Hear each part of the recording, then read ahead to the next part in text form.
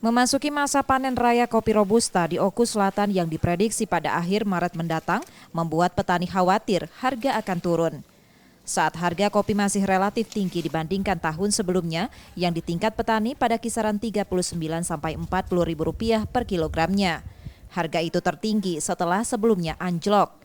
Kekhawatiran petani karena dampak hujan dengan intensitas tinggi dan meningkatnya pasokan kopi.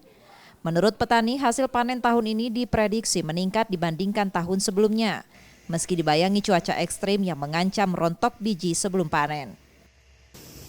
Ya, buahnya musim hujan kayak gini, banyak yang hitam, banyak yang untuk, jadinya takut nanti gagalnya panen.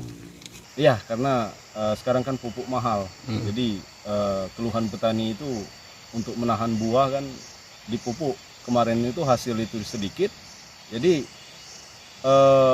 mau beli itu nggak ada uangnya sekarang, Pak.